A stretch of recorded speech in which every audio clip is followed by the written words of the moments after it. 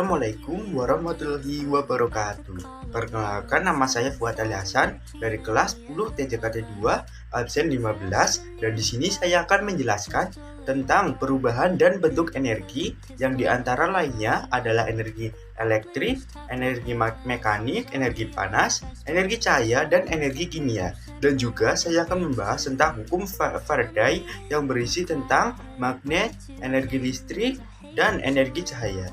Simak videonya baik-baik dan selamat menonton. Baik, yang pertama di sini ada bentuk dan perubahan energi. Di tahap awal ini ada seorang anak dengan sepedanya, lalu ada generator dan air. Apa yang akan terjadi jika sang anak mengayuh sepedanya dengan ban yang terkait pada generator, dan apa yang akan terjadi pada air? Mari kita bahas bersama-sama.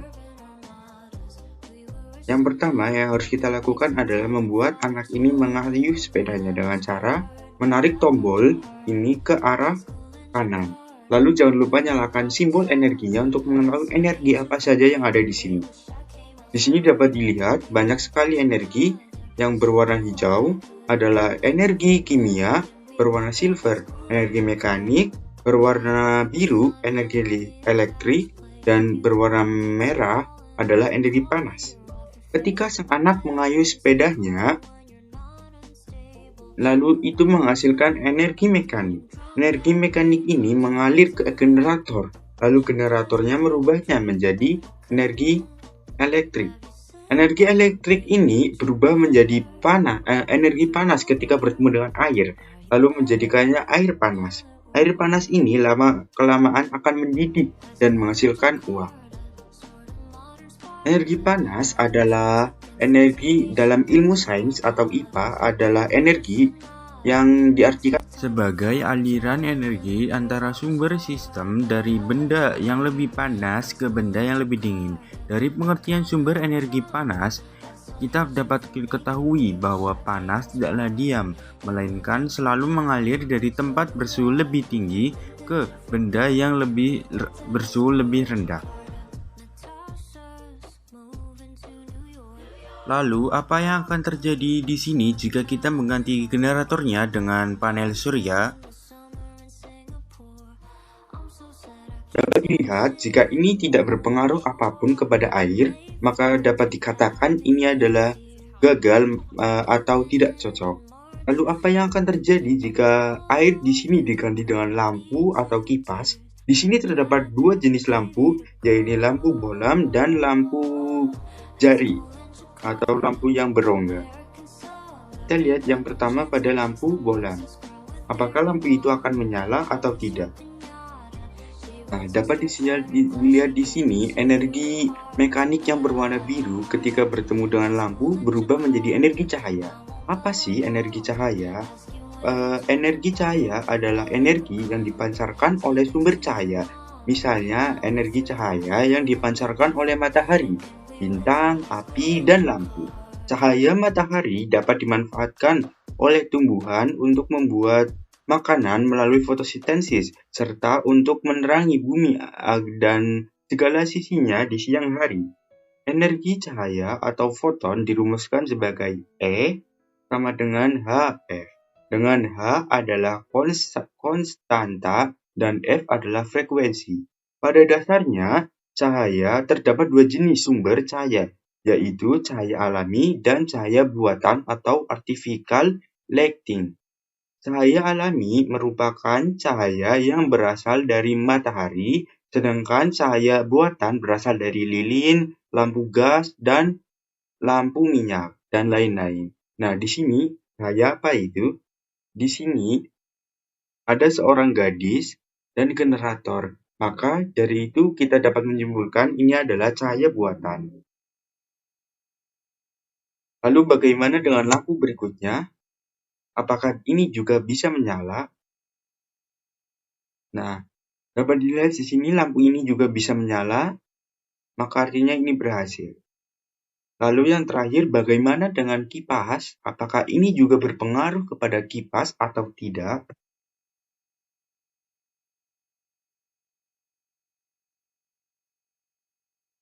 Dapat dilihat di sini, kipasnya mulai berputar perlahan demi perlahan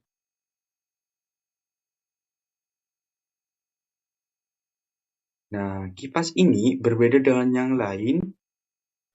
Maksud saya berbeda juga dengan yang lain. Kipas ini menghasilkan energi mekanik.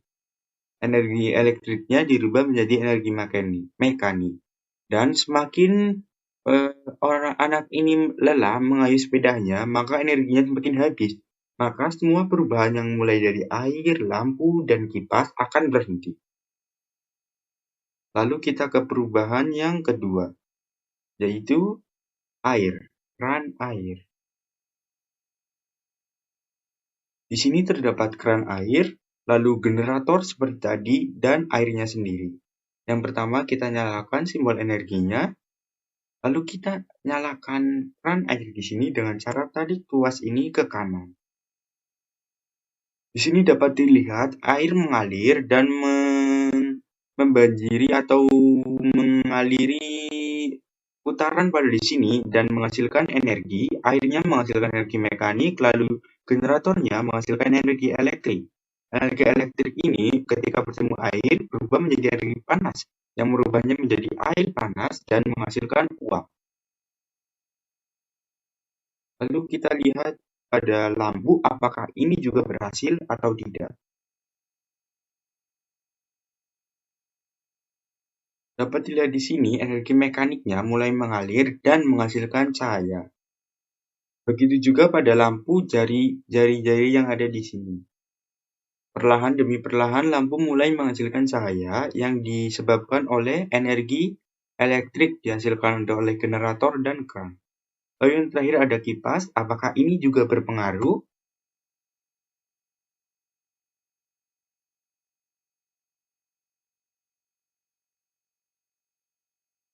Dapat dilihat di sini, aliran airnya dapat menghasilkan energi mekanik yang menghidupkan kipas ini dan membuatnya berputar serta menghasilkan angin. Lalu bagaimana dengan panel surya? Apakah itu juga berpengaruh?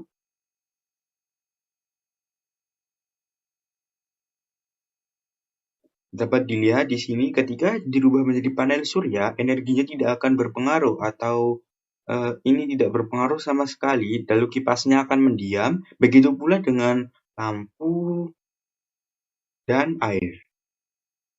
Lalu yang ketiga di sini adalah cahaya matahari. Nah, yang kedua kali ini adalah hukum Faraday yang membahas tentang magnet dan listrik. Apa sih itu hukum Faraday? Hukum induksi Faraday adalah hukum dasar elektromagnetisme yang memprediksi bagaimana medan magnet berinteraksi dengan rangkaian listrik untuk menghasilkan gaya gerak listrik. Fenomena yang disebut juga sebagai elektromagnetik. Induksi elektromagnetik juga dapat disebut sebagai munculnya listrik akibat aktivitas dari penggerakan magnet. Oleh karena itu, listrik tidak akan mengalir jika magnet dalam keadaan diam. Selain itu, listrik akan menyala jika magnet bergerak menjauh dan mendekat di sekitar kumparan. Nah, di sini terdapat sebuah lampu, lalu ada kumparan yang melengkung ini adalah sebuah kumparan, dan di sini adalah magnet yang bersimbolkan North dan South. North yang artinya utara dan South artinya selatan. Nah, seperti yang saya jelaskan tadi, magnet ini sangat berpengaruh pada listrik yang ada di sini dan akan menghasilkan sebuah aliran yang menjadikan cahaya. Mari kita lihat apa yang akan terjadi jika magnet di sini dengan arah utara kita masukkan atau kita goyangkan di area kumparan ini. Nah, dapat dilihat cahaya yang lumayan besar mengalir akibat digesekkan atau digerakkannya magnet ini ke dalam kumparan. Kita nyalakan voltmeter dan garis-garis medan.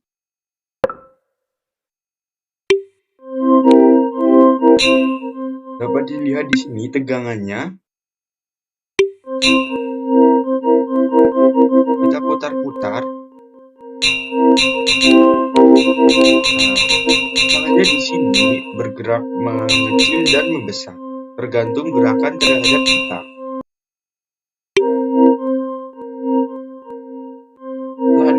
Apa yang akan terjadi jika posisi utara ini atau north diubah dengan posisi selatan atau south? Nah, kita lihat berbeda dengan di awal tadi, cahaya yang dihasilkan untuk sudut selatan ini lebih kecil daripada cahaya sebelah utara tadi. Nah, ketika sudut dari utara dimasukkan, maka cahaya akan mulai membesar. Kita lihat pada kumparan yang kedua ini supaya lebih efisien.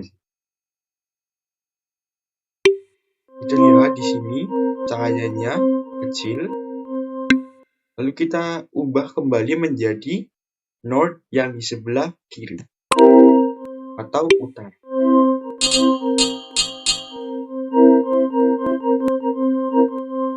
Di sini dapat dilihat cahayanya sama-sama kecil karena jumlah kumparan di sini tidak terlalu banyak, berbeda dengan kumparan yang ada di bawah. Jika kita pindahkan lagi ke bawah, dapat dilihat cahaya yang dihasilkan cukup besar, berbeda dengan yang kumparan di atas karena ini cukup sedikit.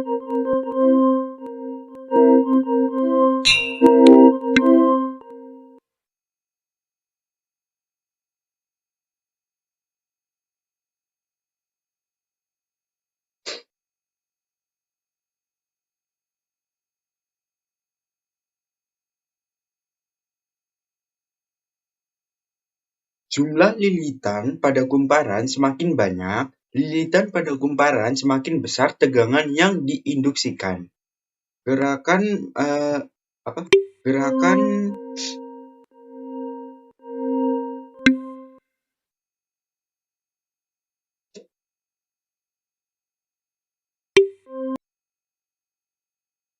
Jumlah lilitan pada kumparan semakin banyak lilitan pada kumparan semakin besar tegangan yang diinduksikan. Kecepatan gerak medan magnet semakin cepat, garis gaya medan magnet atau flux yang mengenai konduktornya semakin besar pula tegangan induksinya. Jumlah garis gaya medan magnet atau flux semakin besar jumlah garis gaya medan magnet atau flux yang mengenai konduktor, semakin besar juga tegangan induksinya.